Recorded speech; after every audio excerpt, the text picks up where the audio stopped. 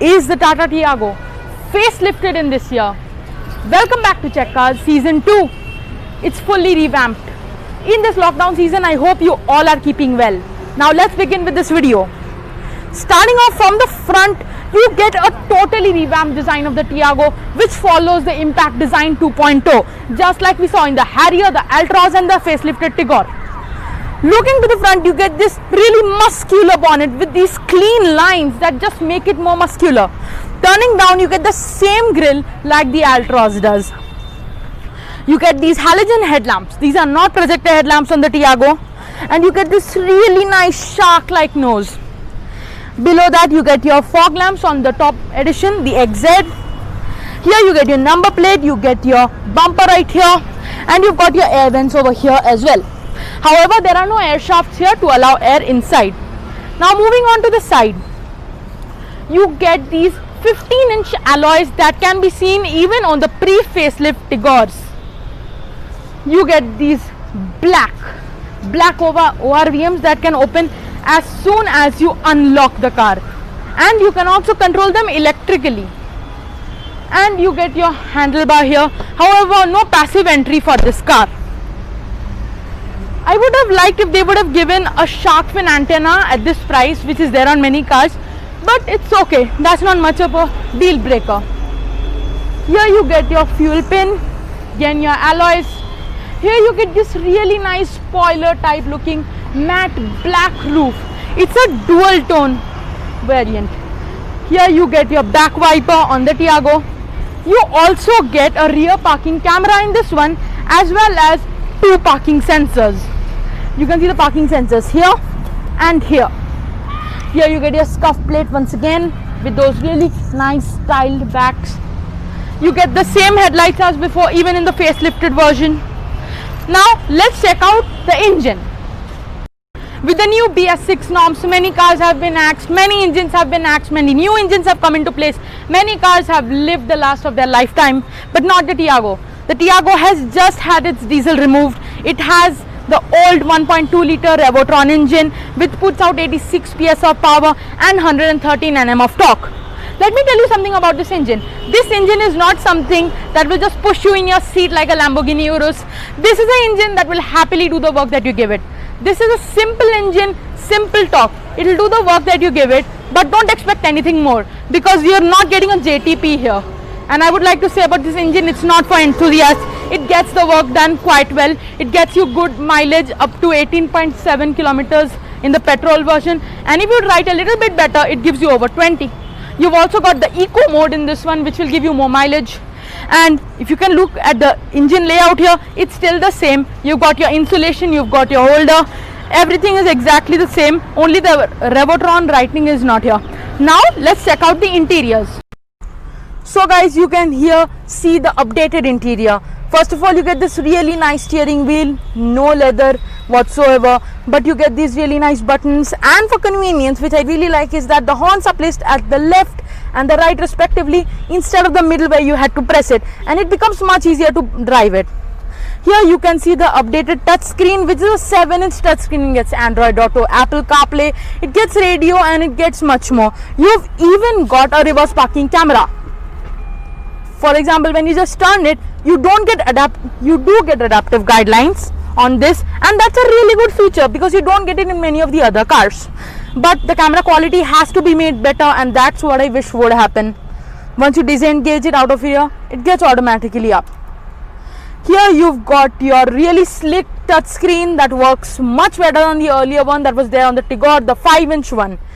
Now about the plastics, the plastic quality remains the same. It is a very consistent quality of plastic. I really like it, and this soft touch plastic is really nice.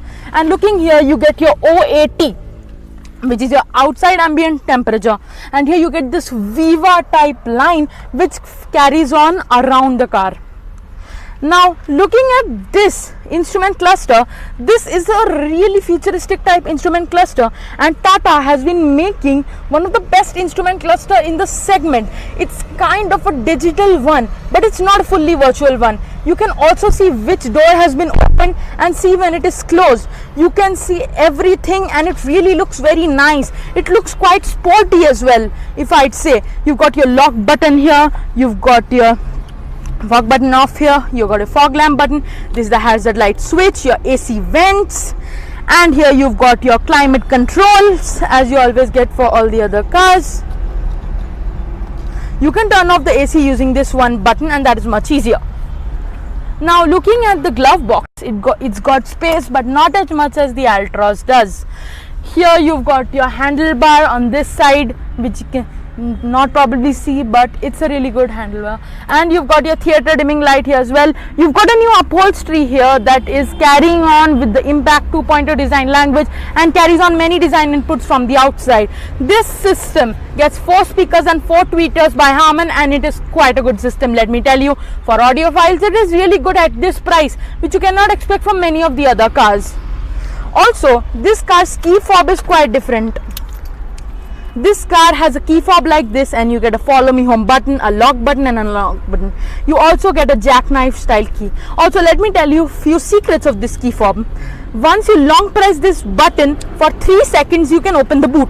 And if you press these 2 buttons simultaneously, an alarm will start in your car. But remember, it's only for the key fob which has this type of key fob, not the ones of the Harrier or the Nexon or the Altroz. Now let's check out the back seat. So guys, you can see now I am in the rear seat of the Tiago, and I've got lots of space. There is no pocket here, but it's a scooped out seat back, and I'm 5'4", so I've got plenty of headroom, and I don't believe that 6-footers would not have much of headroom. However, 6'2" or 6'3" people would have a lot of headroom issue. You've also got seat belts down here, and these are retractable seat belts, they are not inertia ones. No magazine holders here, that is a big drawdown. You've also got no armrest whatsoever, and you've got fixed headrest, so whiplash injury could be an issue. But this has got 4 stars in the NCAP, so I'm not worried. Let's check out the boot. Opening up this boot, it's a slight open and it's not that heavy, unlike the Tigor. You again get those hydraulic strut that carries on to all the Tata cars. You've got your parcel tray here that is removable. You can just put this up for more space, and you've got a nice 250 liters more than that space, which is much better than what you get on the Swift and even on the Santro. But one thing is that there's no luggage light here, and also the spare tire is located just below this. It's a bit of a hassle to pull out, and however it is not an alloy, so that is one thing I would definitely like Tata to update, and I would request them to update to a bigger alloy wheel, because that will be much better for riding. And if you ride a smaller non-alloy tire when your car has alloy tires, boy, you're gonna be in trouble for a long time. Now let me give you my final verdict. So now giving my final verdict on this car. The Tata Tiago appeals to a family audience where you want a hatchback at low price. However, it is kind of similar with the Tata Tigor in the same company. It is at the same price point. Some of the variants are quite in the same price point, but that's different. Different type of buyers appeal to that.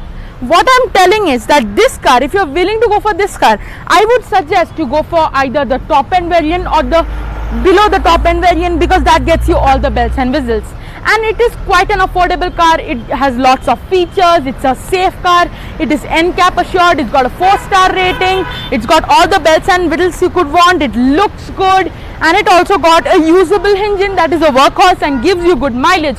Now it's up to your choice whether you want to get a car that will do all your family needs, do all your work, or you will get a car that looks like a square.